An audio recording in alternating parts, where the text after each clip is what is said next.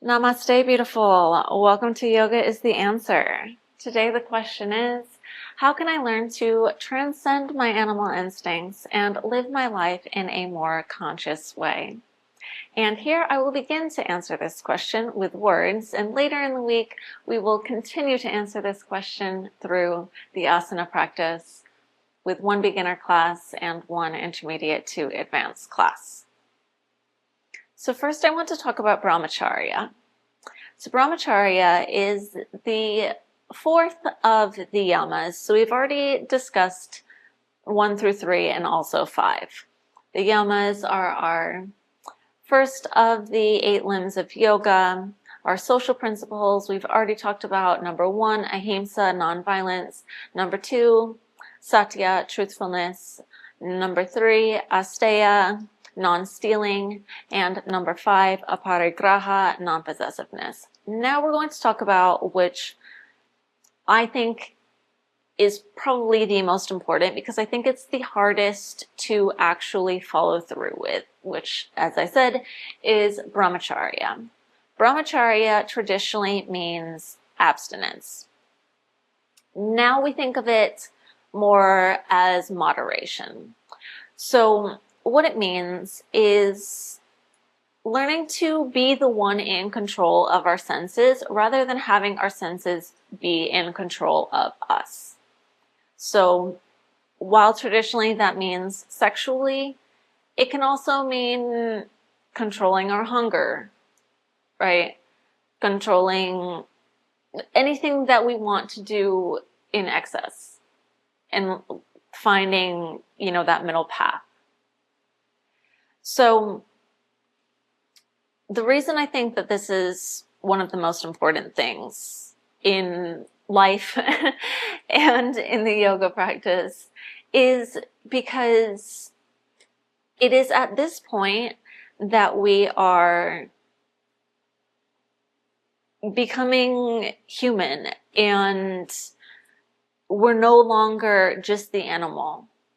And we are human, and when we learn to control the senses, then we can start our journey towards ascending to something greater. So that brings us to the beginning of our chakra lessons. So now I want to talk about the chakras, specifically Mooladhara, our root chakra. So maybe you've heard about the chakras before. They are our energy centers. Normally when we talk about it in pretty much anything, probably what you hear of is the main 7. So I'll briefly explain what this is. And so I just do want to say that using words to explain these concepts is difficult. It's difficult to express it, but it's more difficult to receive the words and then comprehend it, which is why then we put it into practice. Right? So I'm going to say the words and you can receive the words, but this is just going to be kind of like the foundation for the classes that we're going to go through and more lessons and classes that I will be bringing to you in the future. Okay? So the reason it's difficult to understand is because we're not really talking about the physical body. We're talking about this energetic body and kind of the way that it interacts with our physical body. So in yoga, we talk about something called nadis, but we're talking in this sense, we're talking about an energetic body. So like, imagine that we exist on multiple dimensions, right? So we have this physical body that is here, and then we have this pranic body, this energetic body that is here, and they're existing at the same time, but only one of them we can really see, right? Our pranic, our energetic body, it's it's there, it's right there with it, but we can't see it. Kind of like we can't see music. We can't see our thoughts, right? But that doesn't mean that the music's not there. Of course it is. We can hear it. And our thoughts are there. Of course they are. We're thinking them, right? So in order to understand the concept of the chakras and a lot of yoga, we need to move away from this like literal way of understanding the world around us. Okay? All right. So in yoga, we have what are called nadis, which are essentially these channels through which the energy is flowing. There are a ton of them, and they're going all different ways throughout our energetic body. And the place that they intersect is called a chakra. Okay, so we also have a lot of chakras. We don't only have 7. We talk about these 7 because these 7 are the ones that we can associate with physical parts of our body, right? So we lay it out, we flatten it, and then when we show it, it's as if it's in our physical body. In my experience, we do that so that we can better understand it more than that's like how it really is. Okay? If I've lost you, that's totally fine. You know what? Like I said, just, try your best. I think that a lot of people, when they talk about the chakras, they're just kind of regurgitating information and don't actually have this understanding in their being of what they're saying. They're just saying stuff. So I'm trying to say stuff in such a way that A, I'm not regurgitating, and B, you're not receiving regurgitated information, but rather can feel the truth of it and feel the words in your energetic body, because we're talking about the energetic body. Okay? So we're only going to talk about the first of the chakras today, which is Mooladhara. So Mooladhara, our root chakra, is, some people say that it is at the base of the spine, but my understanding of it is that it is actually basically like in the male in the perineum, and in a female it's like in the back part of the cervix. So there is this gland called the vestigial gland, which is the physical center that is associated with Mooladhara. So Mooladhara, some people actually don't include it in the human chakras because it's basically, like I was talking about, it's this point that is like the end of the animal life and the beginning of the human life. So that's why it's so important, right? It's like the point at which we become human is our Mooladhara. So up until this point, so how deep do I want to go? Okay, so the idea in Kundalini yoga, so I'm kind of teaching more from the perspective of Kundalini than anything else, is that below Mooladhara in animals are the patalas. And so these are kind of like the chakras for an animal.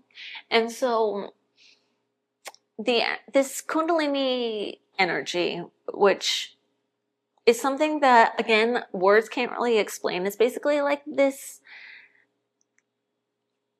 Shakti energy, this like goddess energy that moves up through the chakras.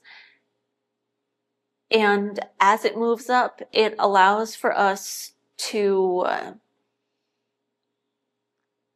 to basically like fulfill our full potential. And so in the animal, then this evolution, it's happening naturally. It's just happening because it's happening.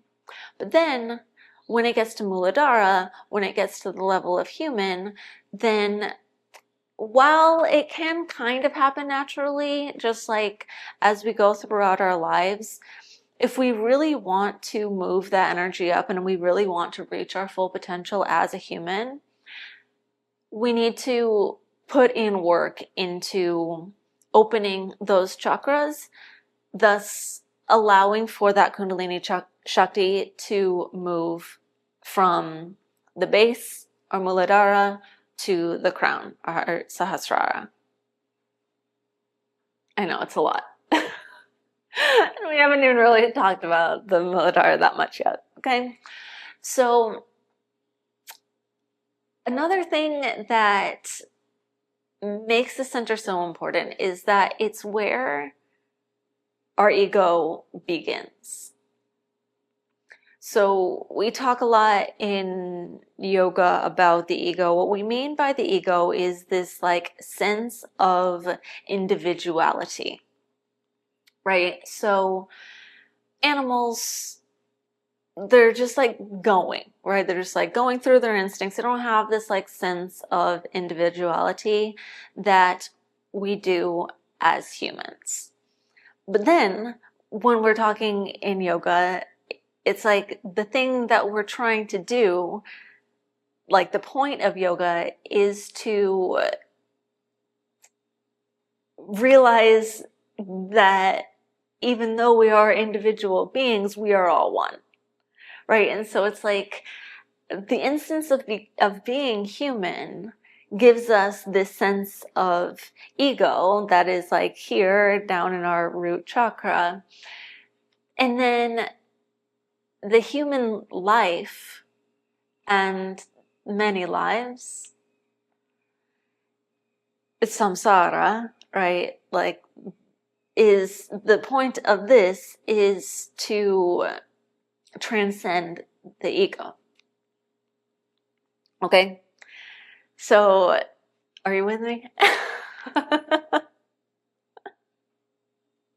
So our Mooladhara chakra is, we talk about it being kind of where, right, like that sense of individuality is like our sense of self, our security, right, our root, what keeps us rooted in life. But many people have not opened this chakra. And so we don't really have this kind of sense, this just general basic sense of safety, sense of security. We're just kind of still existing like the animal, right? And so while I was talking about Brahmacharya being this like very important thing for us to practice, the idea is nice, but until we can awaken Mooladhara, the practice is impossible, or at least very difficult, right? And so if you are someone who is very controlled by your senses and has a very difficult time controlling urges, particularly sexual urges, there's a good chance your Mooladhara is not open. And that's totally fine. A lot of people's aren't. I want to help you with that. And if I feel like I've gotten far enough along in the video that I can tell you that I have an entire alter ego dedicated to helping people with Brahmacharya. Her name is Goddess Wolf. Anyway, back to this video here. So in this gland that I talked about, this vestigial gland, then there is what we call this psychic knot. There are 3 psychic knots. Today we're only going to talk about the first one, which is our Brahma Granthī. And so as long as this knot is there, then we're still going to be living in this way that is very much controlled by our animal instincts, which is not a comfortable way to live, right? And to be honest, I have been there.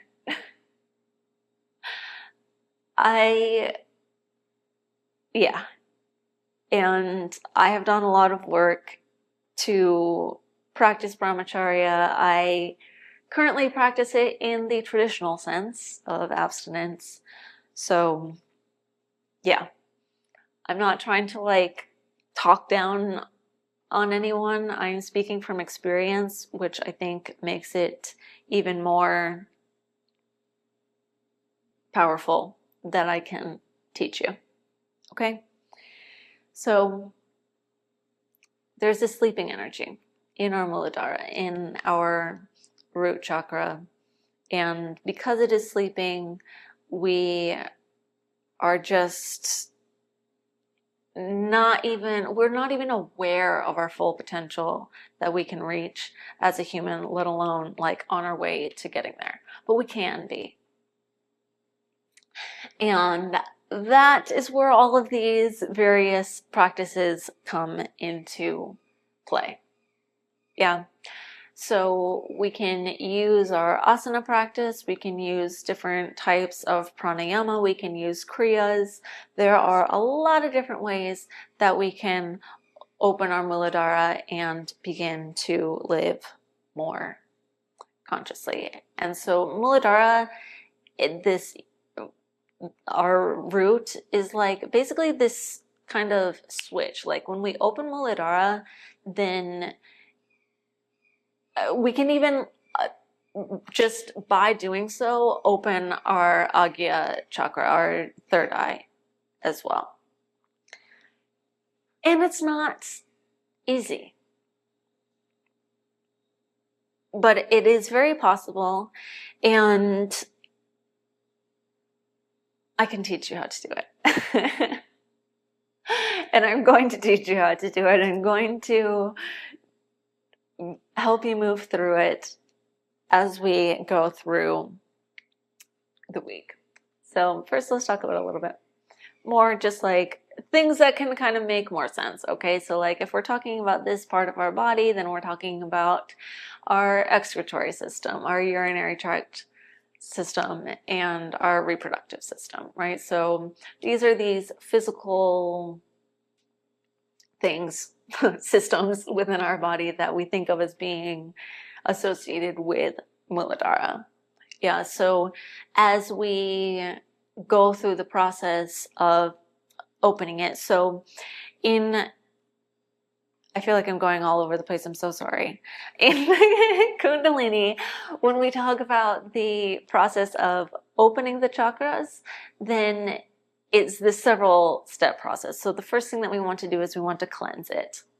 So we do this cleansing, and then we do this healing, and then we do this activating, and then we do this balancing, and then we do this opening.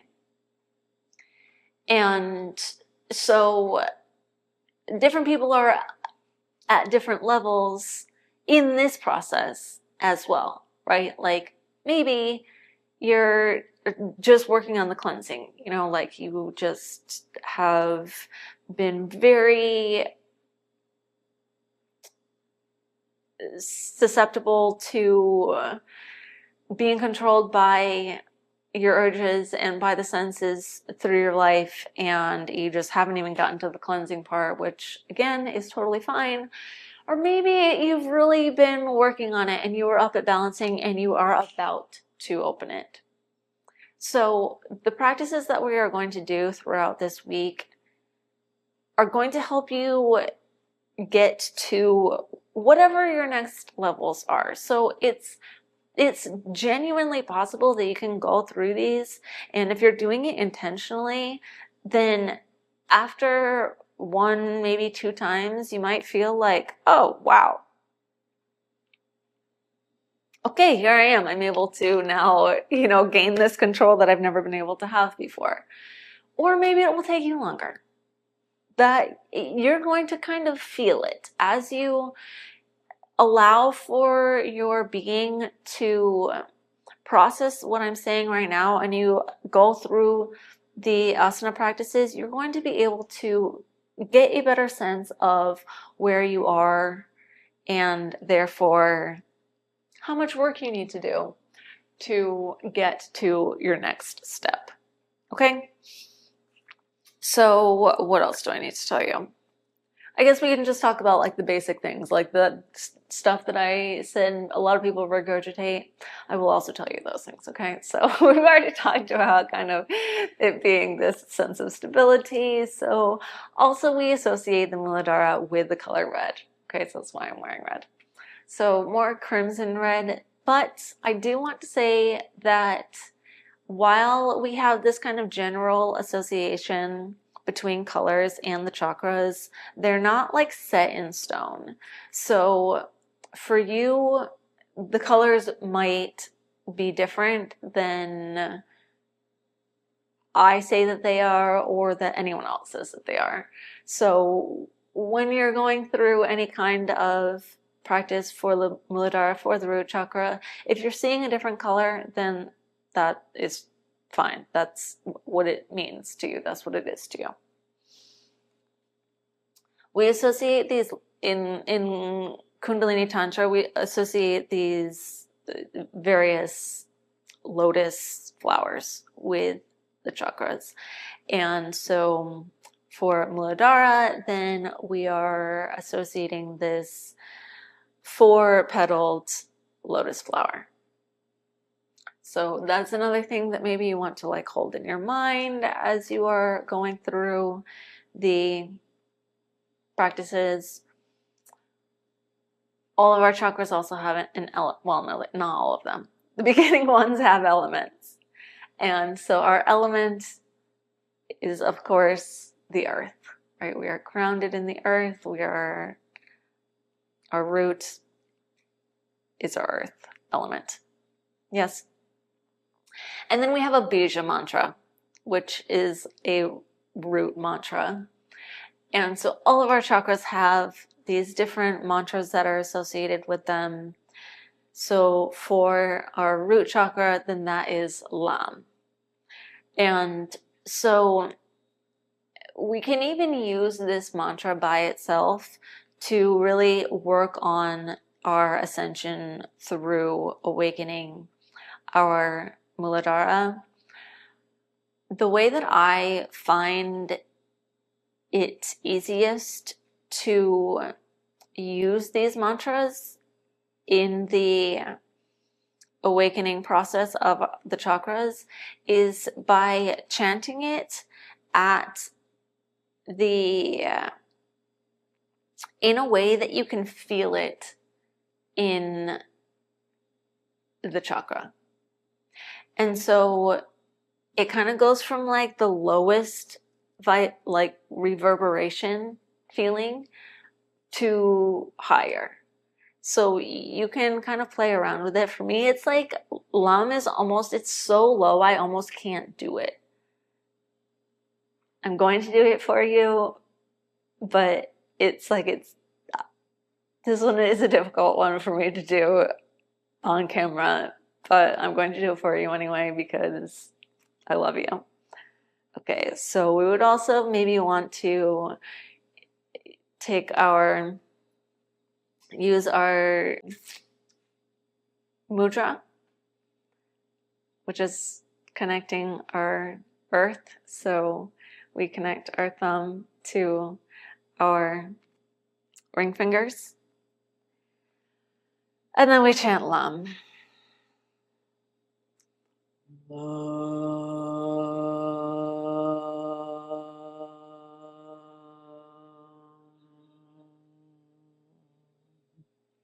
And so when you chant that low, when I chant that low, I can feel it in the area where I'm supposed to feel it. And so I think that, for me, is why the simple chanting of the mantras can be so powerful, because you are making this sound that literally brings your attention to the chakra so that you can literally feel it.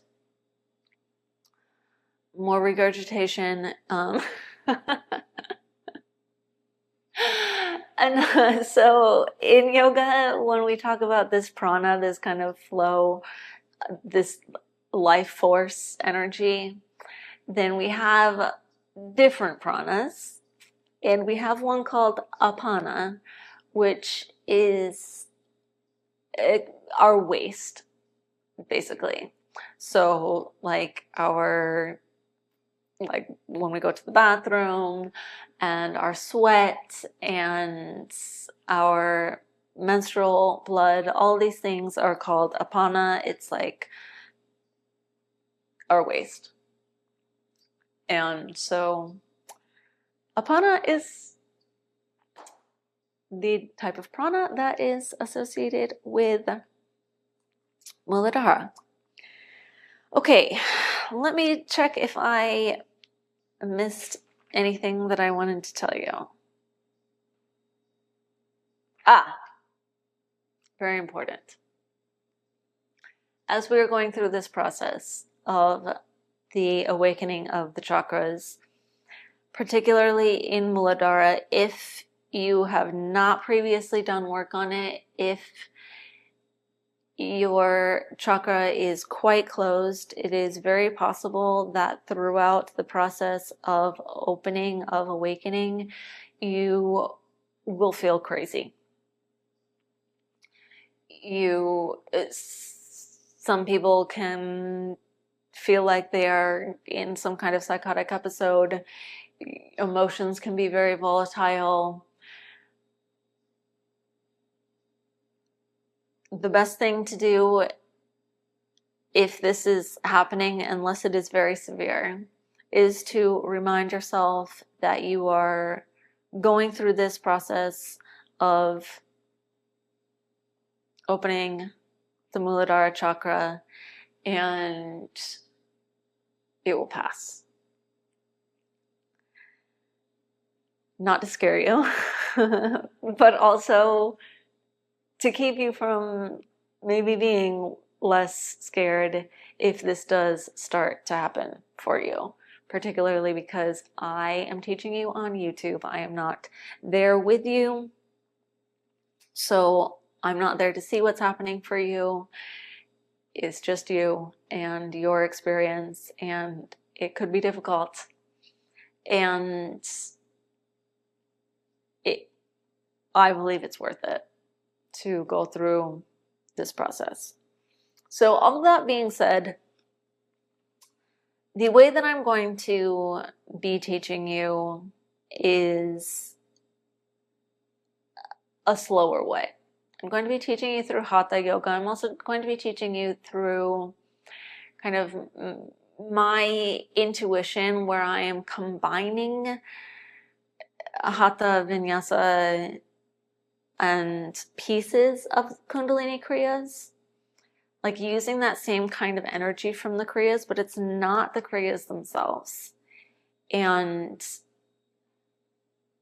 my reason for that, I don't think that it is wise for me to teach the kriyas themselves. Oh, so I'm just like using this word kriyas as if like everybody knows what that means. It's basically like these very specific practices that are done for something specific, and we use them in Kundalini yoga for the purpose of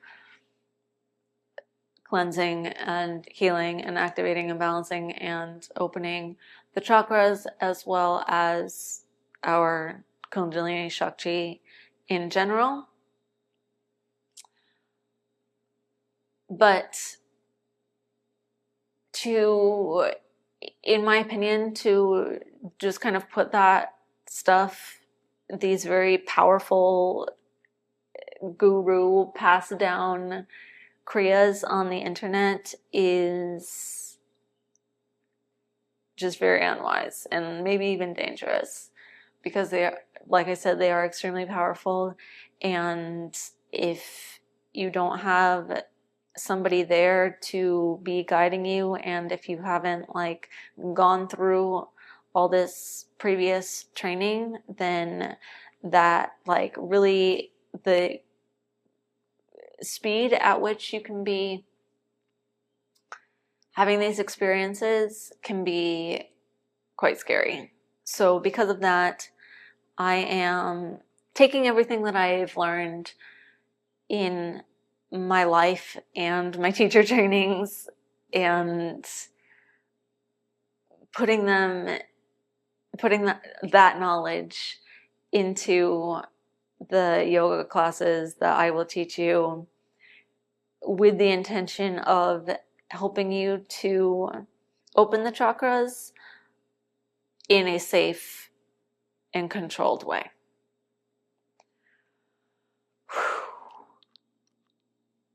Okay. Well, if you are still here, drop a red heart